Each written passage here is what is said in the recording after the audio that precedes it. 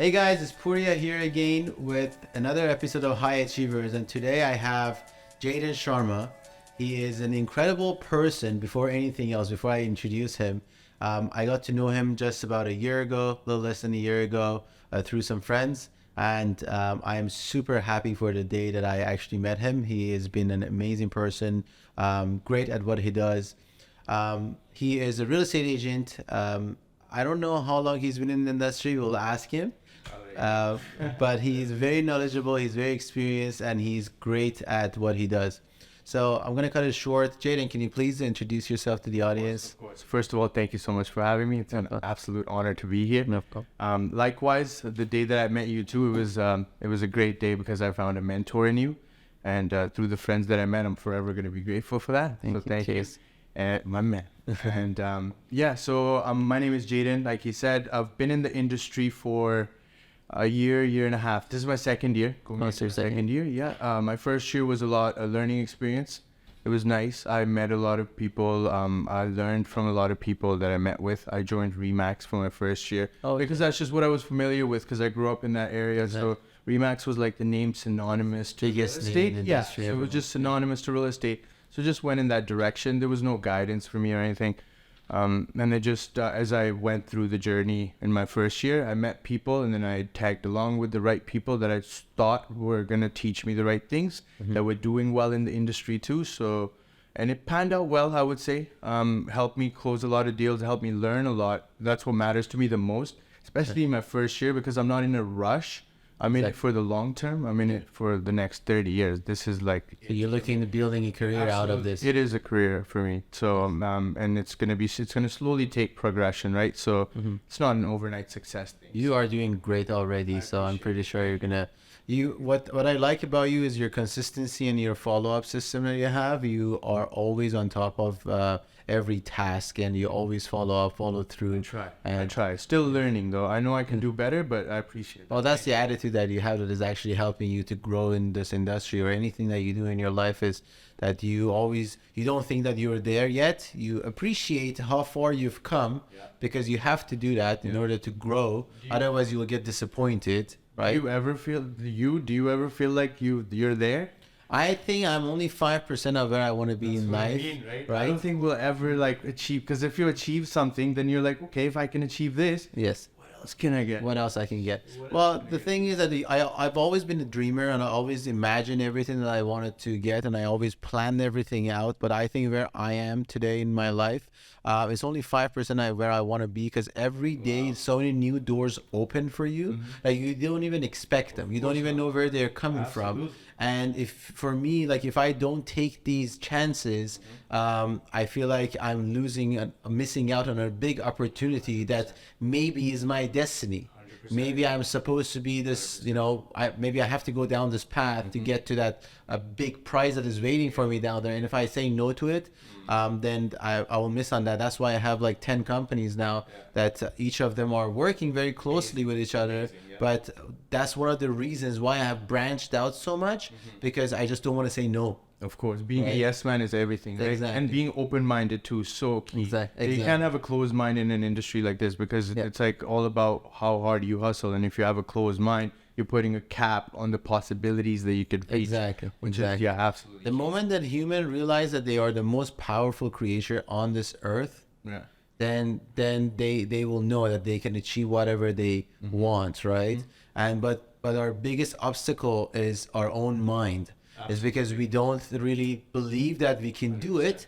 Then you are just in your subconscious, you're believing that you can't do it, 100%, right? And then how do you even expect things to work out for you, right? Biggest limitations are here. Biggest limitation for anything. Exactly. The biggest. If it's for sale, if it's for physical, if it's for anything, relationships. Right? Exactly. That's right. Your mental is the most important thing. Exactly. If you can conquer that, I think it takes a long time for people to really conquer your mind. But once you conquer that, I think there's nothing that can stop you. Exactly. As soon as you become the master of your mind, then you can circulate that in every direction that you want, and then you can grow in every aspect of your life. Yeah, exactly. Yeah.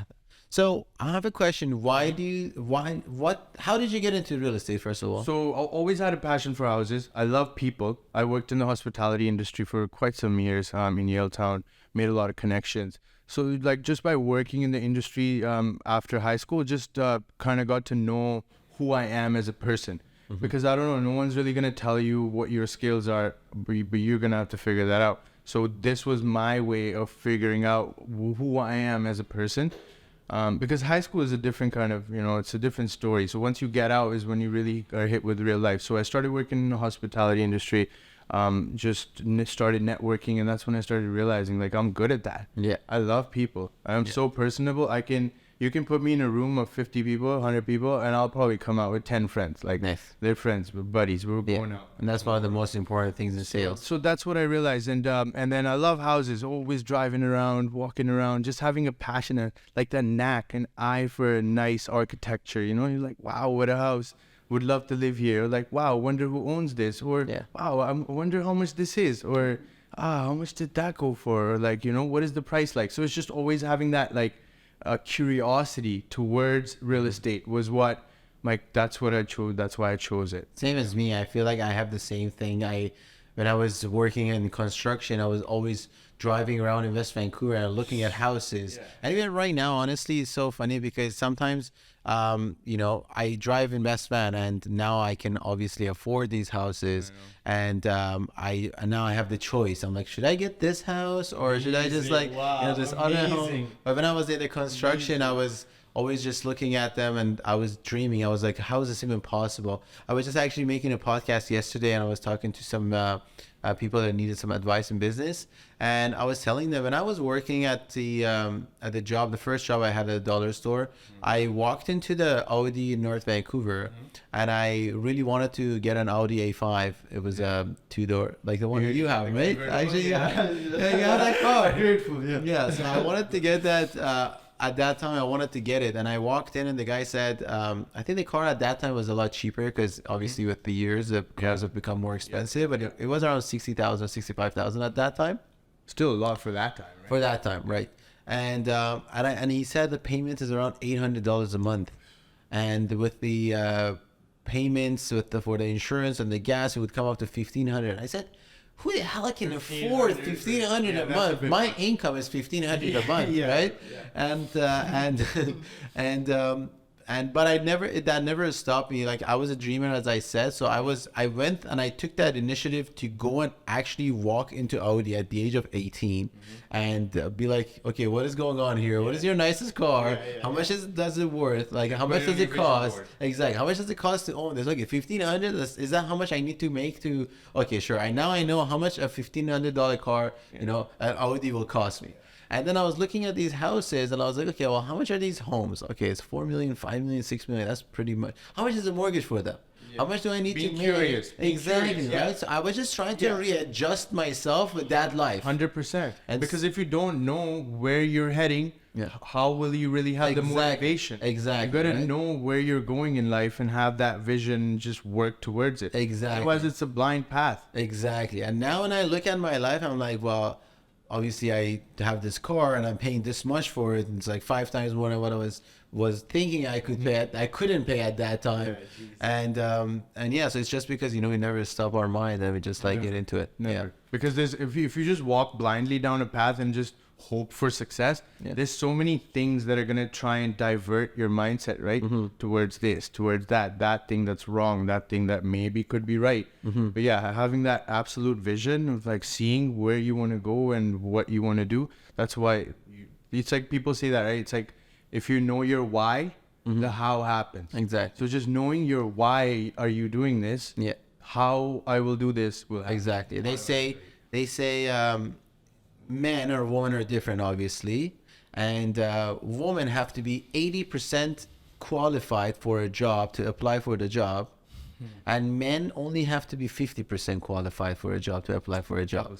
Because men will go and will say, well, we will get the job, then we'll figure out how to do it. Yeah, that's so right? True. That's so true. Exactly. Right? But the women are like, they're overqualified for a job, and they're like, I don't know if I can do this. I'm like, no, you're overqualified for this job, right? Even another thing though, even these big companies that hire you, right? They're not asking you, like, even if you do come in with a certain skill set of experience, they're still gonna train you. So what's the worst that can happen? I know it was a little sidetracked, but still. No, exactly, right? Like it's like still just have that go-getter yes mindset. The yes, yeah. Can you do this? Yeah, Yes, I can. exactly. I would always say, like, when I was in construction, I would always say, I'm just gonna get these projects. If I don't know how to do them, I'll figure out how to do them. Like, this is not rocket science. These people that are doing these jobs, they didn't come from the moon. They're just like they're humans sitting here, right?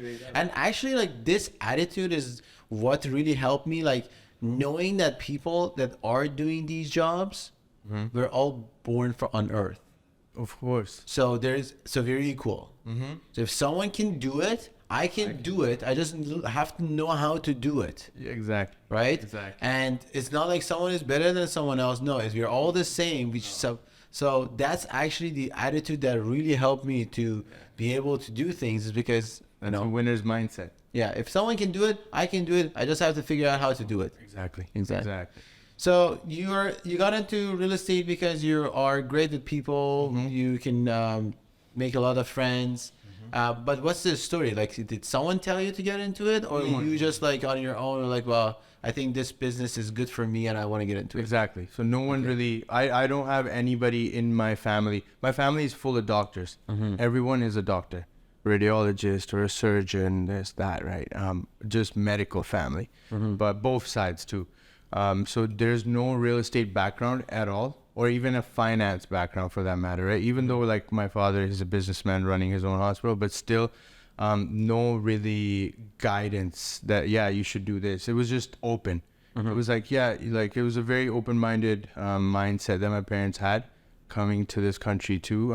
And it was just like, yeah, okay, we'll let you be you. We know who you are, and we know you can figure it out, and you will figure it out. Yeah. So even though it took me some time, and sometimes I sit back and I'm like, gosh, I wish I had started earlier. I probably would have conquered way more. But then, you know what? You can't really think like that. You can't go hard on yourself. Doesn't have time. Yeah. There's no.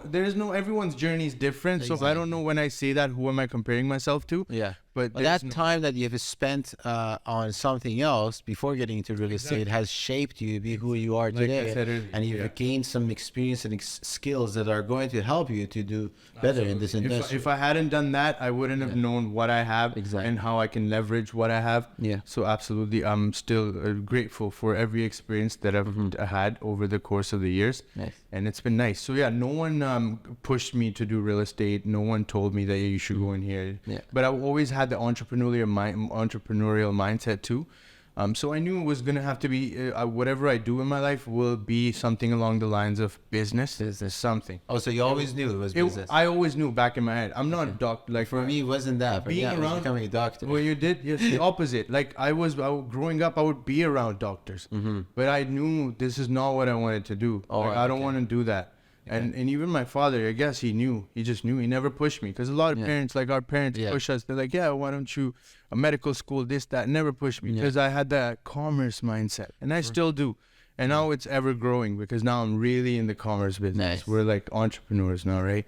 So yeah, so that's what it pushed me. And I just, I guess going through my experiences is what made me go to this path. Because I'm like, this is what I can do. And this is what I should do. Yeah.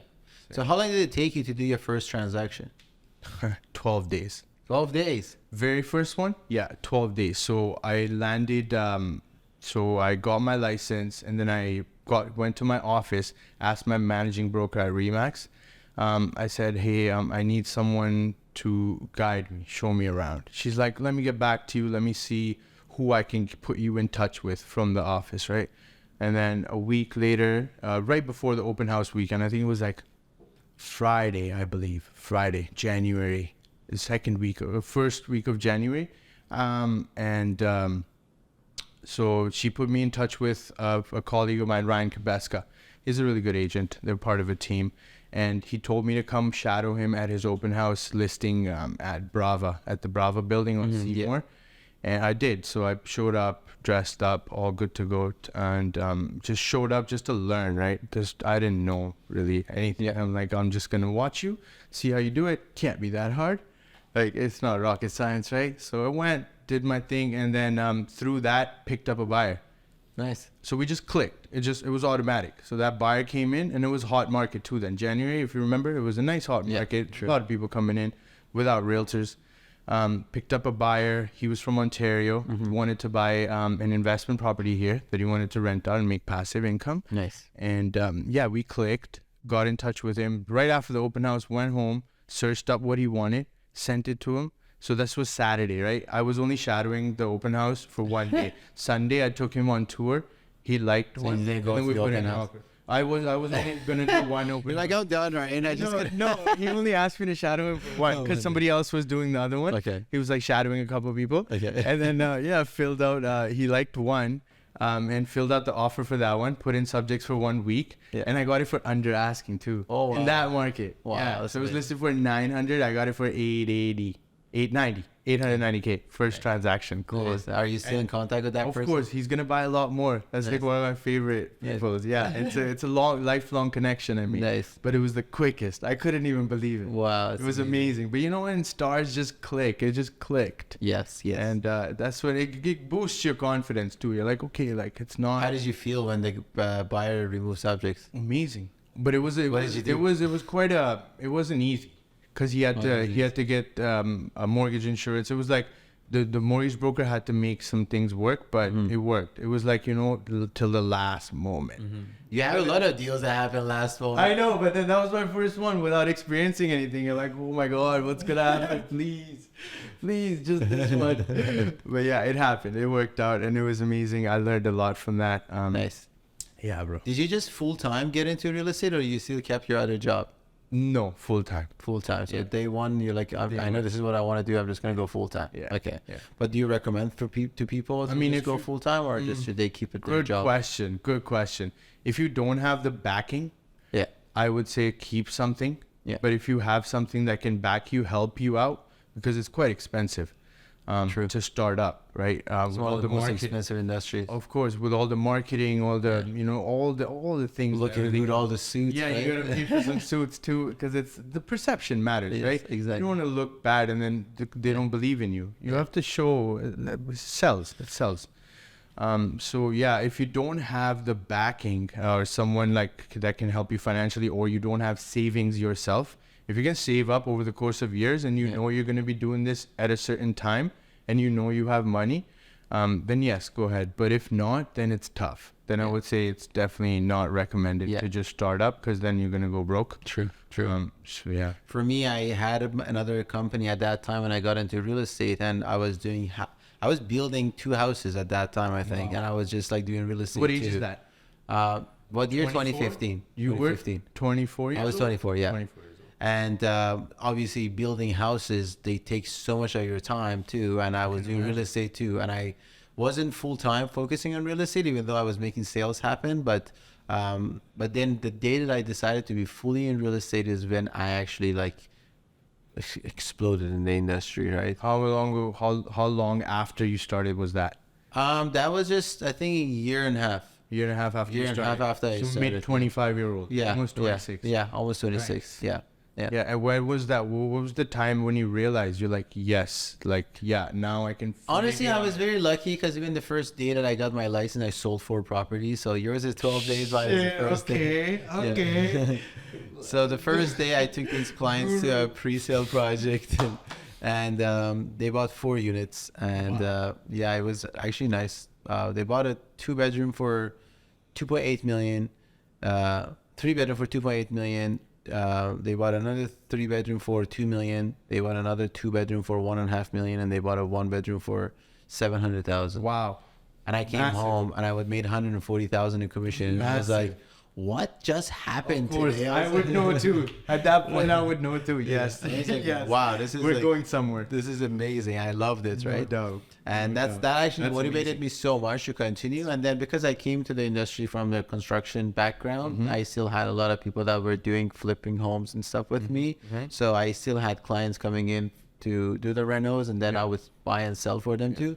That's why I was doing transactions, but I wasn't focused on my marketing. I wasn't focused on trying to get clients, and I wasn't like that. That comes with time, I feel like. No, it's just like focus. Guidance. Focus too. You have to focus on that, right? If you are not marketing yourself to get listings or to get buyers, and they won't come and find you, you have to go and find them, right? But it worked out. It worked out. But the day that I fully switched to being full time was when I really exploded, and I actually found my full potential in this industry. Yeah. So, what do you recommend to people that are trying to get into this industry? Like, what characteristics do they have to have? Need to be a people person. You gotta love people, because at the end of the day, we're not controlling the show here.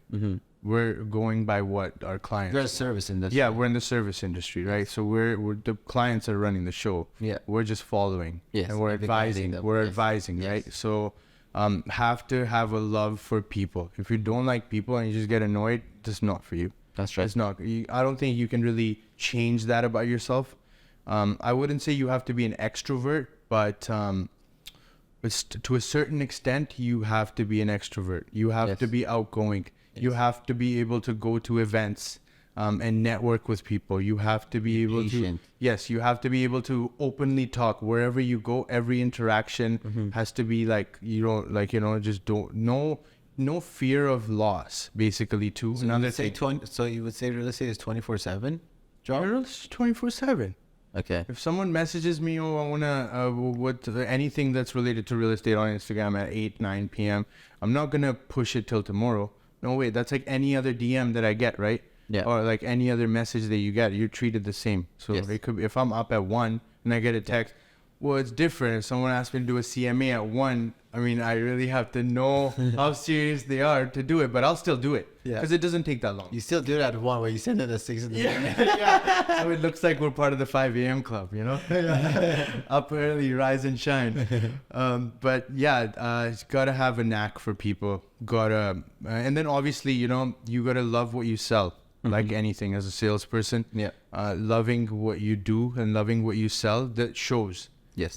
Otherwise, you can't pretend to like houses or like condos or whatever and try and sell them, because then you can smell that. Yes. Like it's so automatic. You can't fake it. No, you cannot fake it. You fake a lot of things, but that's not one you can fake, because that's pretty obvious. People can notice it from the get-go. So definitely have a knack for people and houses, and just be passionate, right? Yeah. Hardworking too. If you're not a hustler, it's tough. I mean, some people, are just they're meant to be ruled. Some people are meant to be rulers.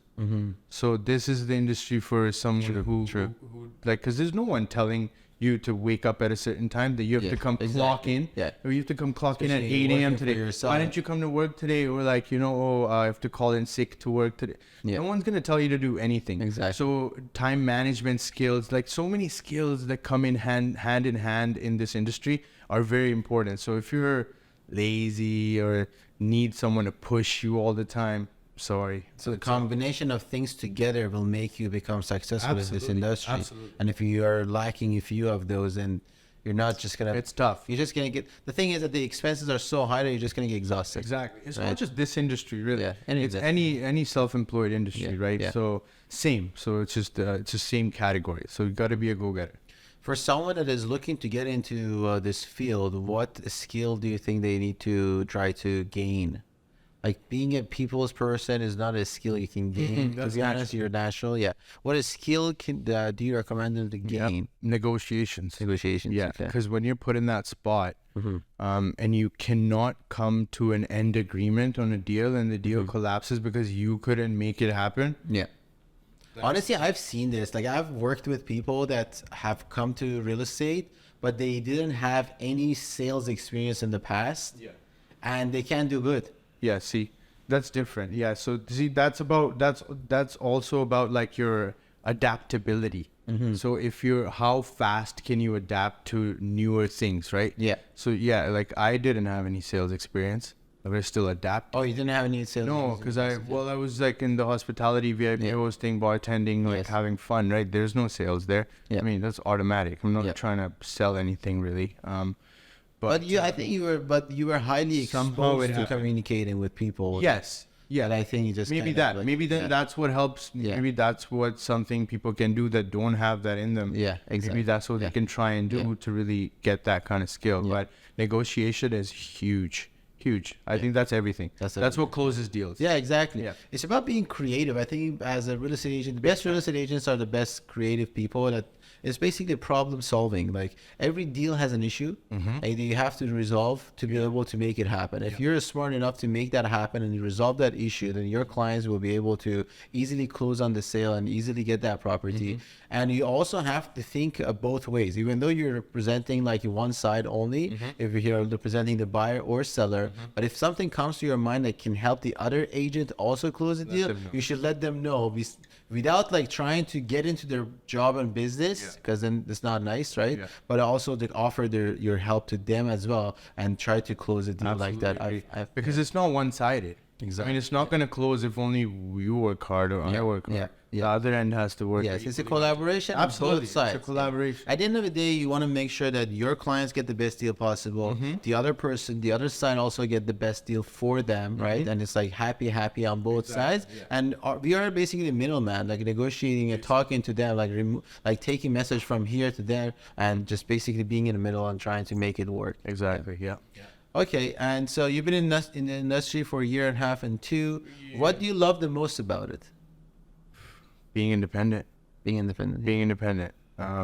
Freedom of everything. See, that's again, like, I love that, but then that could also go the wrong way. Because if I use this freedom not in the right way, then it's just bound for failure, right? So this is what I like, just having to be able to do anything that I want. You wake up at 11 a.m. No, I don't wake up at 11. I wake up at 8. Not but that I'm kind trying of to do freedom. 7. Yeah.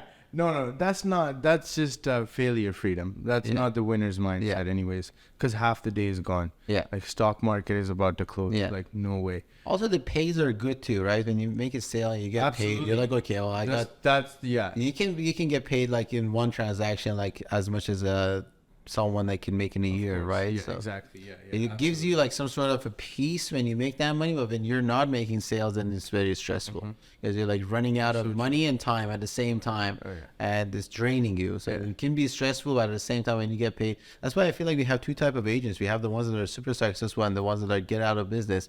That's why 86% of real estate agents they get out of business First year? the first 5 years. First 5 First 5 years they get out because obviously not having enough proper education, proper support, or finding the right path, or finding the niche market, or not being able to close, not making enough profit. And also, this is an expensive business to be in because you have to keep this certain level of standards in yourself to represent yourself as who you are, right? As you said, like the car that you drive, like the office that you have, the suit that you wear, the way you represent yourself, right? Because stress shows, right? Because also, you know why? It's because the first impressions matter. Exactly. In this business. Yeah. So if that's what lasts. Going out to the clients to restaurants, taking them out on tours. Right now we have like electric cars, but I remember back then there was an agent that was hadn't had a deal for like 6 months, and I asked this agent to take my clients which we wanted to share on a tour to show them some properties, and then she got back to me and she's like, you know what, like I've been going out with these people for 1 week, I've spent like $300 on gas and I just can't afford it anymore. Yeah, no, that's true. That's the brutal right truth. when you run out of money, you have the clients, you can't even continue with them, and that's the sad part of it, right? Okay, so you came and you joined a team. How's your experience been so far being part of a team? Is that something you recommend, like for people that are starting in this industry, to be part of a team or individually go for it? I know with individual agents sometimes make more money, right? At the maybe at the end of the career. Right? You don't know when that's gonna happen. But no, absolutely. Absolutely, I recommend a newer agent to join a team. First of all, because of all the resources that you get from a team, the mentorship that you get from a team. That's huge. No one's gonna guide you unless you already have a certain type of experience in sales and you know how to do this. Or you then have a yeah, big network of people. sure, yeah. If you're already coming from that, like your family's in real estate or whatever, your dad's been doing it, grandpa's been doing it. But that's not a sustainable career. It's not very ideal situation too. 'Cause That's it's like not everybody building foundation. Yeah, no, they don't care. Those kind of people don't care about that. But yeah, if you're new and you don't have any kind of an experience, absolutely join a team. Find someone who's really doing it. That you got to really see who's doing it. Don't just join any team. Yeah. Join a team where the team leader is someone who has been in the industry, has a good name, good reputation. But there are a lot of fake it till make it people. Yeah, out there, exactly. like, acting like they're very successful. Exactly, Of of course. Get to know like, what is actually going on. Absolutely, yeah. All the money's going and faking it. Yeah, right. But you know, it is what it is. It is a their big own. fake it till make it industry. Big time. Yeah. Biggest. Yeah. It's like acting too. Yeah, right? it is. Big time. So yeah, I would recommend joining a team, having a mentor. But it's important though. Don't just join anybody. Find someone that's maybe like talk to a few people. Yeah. Talk to a few mentors and see who you click with. Exactly. It's very important. Yeah.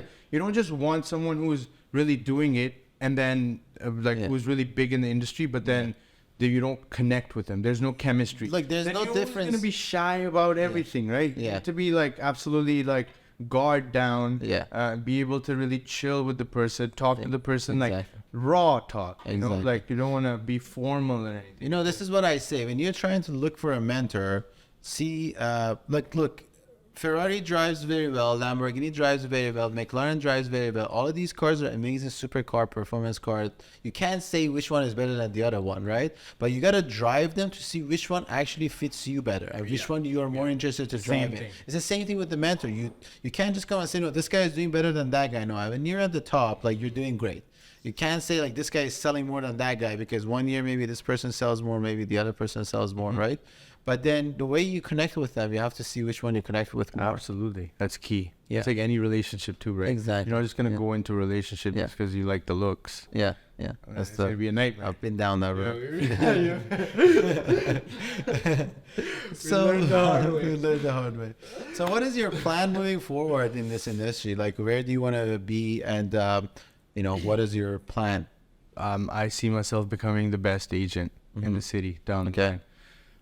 I see myself being there. I know I can get there. What is your focus? Like what type of properties you're focusing on? Luxury. I will be moving into luxury. Right now, I've been working with a lot of first-time home buyers. I feel like that's kind of going to become my niche, which is fine because these first-time home buyers are going to be long-term clients because they're going to be flipping later on, buying bigger ones, expanding their families. Yeah. So I like that niche now. But eventually, I would like to move into the luxury sector. I could do it now too, but it's a little bit difficult to tap in. Need to have a bigger portfolio, and I need to have more confidence too, which is okay with me. I think you got the confidence and everything is good. It's just the luxury market is so competitive. It's different, right? You can't just like come try to get into it with marketing. You have to get into it with connections. And with clients, people have to want to give you their business. Exactly. You can't just come and be like, okay, I want to do this for you, and get the $5, $6, $10 million listing. Exactly, it'll come with time. Yeah. But that's where I see myself becoming just a household name too in Vancouver. You know, just like come to Vancouver at the airport, I have a nice little thing like this is a go-to guy. You see those ads, like everywhere. Buy it with the J. Buy it like with an J. experience. Yeah. So I see myself becoming that. Yeah. And hopefully eventually, down the line we do something together, have a partnership, we open offices. Like I'm just grateful that I got to be a part of you. And in the last 4 months, I've only been here 4 months with part of the team. 4 months. And I've seen people around me are like, whoa, what is going on? So I'm absolutely grateful. Thank you for everything. So in 4 months, if we can accomplish just this, I can't even imagine where we can go in years. Yeah, we have huge plans, right? Especially with our new office opening up and everything. Massive, it's just I'm ready for it all. I'm ready for it all. So you see the market is being a lot busier than before, right? Where do you think the market is heading? The market is heading into a seller's market. Okay. Not yet. Prices are still low. Because the interest rates haven't really gone down yet. But as soon as we hear an announcement where they say it's going down, it's going to pick back up. The buyers are going to flock. They're already flocking. Inventory's at a 20-year low. So we haven't seen inventory levels this low since. Why is the 03. inventory very low? Because people don't want to sell. It's mostly, I feel like baby boomers are the ones holding on to the properties. Baby boomers are the older crowd, right? So they don't want to release these properties because that's just how they feel about it. The emotional connections is a huge thing too. So, and the first time home buyers are all pushed out because the boomers don't want to leave anything to them. So that's why the pre-construction market is picking right up, right? You know. But even that's going to take a little bit of time for these people to take possession of. So resale, very slow.